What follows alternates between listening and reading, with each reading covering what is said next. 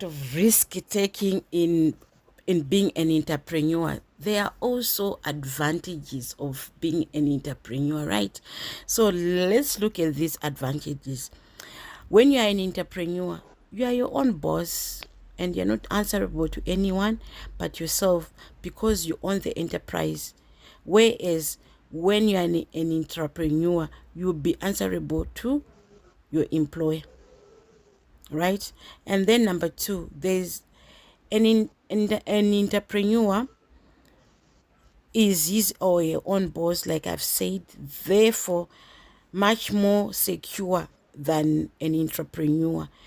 An entrepreneur will normally create jobs for others through their business enterprise, but an entrepreneur can be fired at any time, be retired, retrenched within the organization. So there's no like security, like job security. But unlike for the entrepreneur, there's security because they own that. So it's theirs. But if they choose to let it collapse, it's up to them. But initially, they own it. They have security over it. Then independence in decision making. An enterprise is usually independent from any outside interference in the running of their business affairs. On the other hand, an entrepreneur is dependent on instruction and thinking of their boss. Sometimes, as much as you are innovative as an entrepreneur, you work under strict instructions. There are a lot of do's and there are a lot of don'ts. So sometimes your imagination, your creativity is actually limited when you're an entrepreneur. Unlike when you're an entrepreneur, when you think of an idea, you sit, you think over it, you research on it, then you can actually implement it. Then there are number four, there are uncertainties. An entrepreneur is a person, all all the resources and decision making, they are therefore determinant. They are therefore like, sorry, let me repeat this again. An entrepreneur, they own all the resources and they make all the decisions that they have to make. They are full in control of the resources and also the finances. And they do make their own decision in the business. So you are certain as an entrepreneur what's the next move from here. Unlike when you're an entrepreneur, some of this information you have no access to it. So there's that sense of uncertainty when you're working for somebody because you don't know what 2023 has in store for us. Maybe the policies are changing. Maybe they are going to retrain some people. Maybe they are going to trim on their human resources, all those things. So you have that uncertainty, and sometimes it just brings down the working morale. Then, number six, when it comes to income and profits, an entrepreneur owns all the income and the profits that the enterprise makes. Whereas when you're an entrepreneur, you only get a salary, perhaps a small bonus from the person you're working for, but the rest, it goes with the owner. I would want to give you an example. You know, why I stopped being in full-time employment. I was working for this company and we were doing litigation of overdue accounts. So people would go and borrow on hire purchase, and when they fail, they'll be handed to our department, which was an accounts litigation department. Then we'll make a follow-up of them, execute them, get the money back with interest on behalf of the company, and life goes on. So this other year, that company, it recorded 3,000. Yeah, it was 3,000%. Get me? Not 1,000, not 100, 3,000% turnover and 3,000% profits. This was 3,000% profits. And you know what they did? Us guys were the bottom. We were taken out for a braai and like something like lunch. We had lunch. Then our immediate bosses, they got money, which was quite a lot. And the second line managers, these are the junior managers, then the middle managers and the top management, they got cars for them, like luxurious cars, right? So like we're so excited going for the braai and stuff. Then I had a cousin who was working for the top management. Then my cousin just told me the difference. We were actually doing the work, the running of, the chasing of people, and we brought in that 3,000% profit. We were only taken out for a bribe. The guys who were busy in their offices making phone calls, just phone calls, and endorsing their signatures on the papers that I would have, worked on, or giving me permission to go to court, giving me permission to go out, just their signatures. They got them cars. And I was frustrated. Up to now, when I think about it, I hate being an entrepreneur, because most of the time you get peanuts, yet you do most of the work.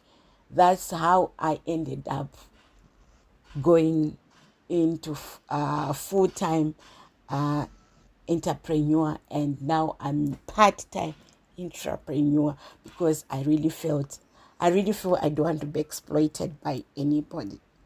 So that's my story there. I hope you learn something about it. Those who are full-time entrepreneurs and they're taking business like a side hustle. So it's up to you. From what we're going to discuss, you actually get to choose what you really want, right? Then the next point, we're going to move on to gender. In entrepreneurship, anyone, whether male or female, you can start a business of your choice.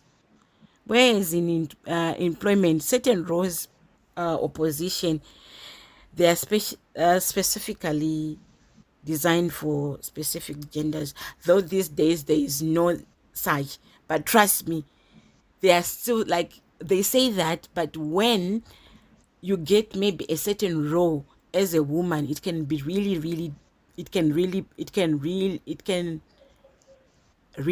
be difficult for a lady. I don't want to go into that, but there are problems associated. Or sometimes even as a man, when you are given a certain role, it will be very difficult for you to work within. But when in business, you can do any business that you want. And one thing I've noticed, like some certain businesses that are said they should be done by women only. If a man comes in, trust me, they'll do great. Or vis-a-vis, there are some certain businesses that are dominated by males. So you, as a woman, when you go and you start to do the same business, trust me, you will go a long way. Because myself, I'm a risk taker. I've tried like penetrating businesses that are meant for men. Trust me, you will make it, because you'll be outstanding being the only female figure there. So men will be thinking, oh, this lady is daring. When it comes to contracts, they'll first push them to you to see, hoping you fail. You get it? Then you make it and they'll say, okay. So some gender isn't really considered when we come into business, then age discrimination. An entrepreneur can be of any age. Whilst an entrepreneur, you have to be usually over the age of 18 years of age. Because I know somebody's arguing, can children be entrepreneurs? Yes, they can be. Like me, my daughter, when she was in grade 5, you know what she did? She actually came and said, Mommy, I want to start a small business? And I was, okay. Then she was saying, Mommy, can you help me draw up a business plan? Then I said, all right. What is it that you want to be doing? And she said, I want to be making bracelets and necklaces, and I'll be selling them at school to my friends and also at church. Then I said, okay, so where are you going to get the raw material? She told me that the beads could be bought in China Mall or Pep. Then I asked her how much. She told me the amount. We did like a business plan. I asked her, like, after you make, how much do you intend to sell them for? She said the price, but the price was just like a giveaway. Then I helped her, no, because we've bought this, we put on this plus our time, so you have to charge this. Then she started like making a bracelets.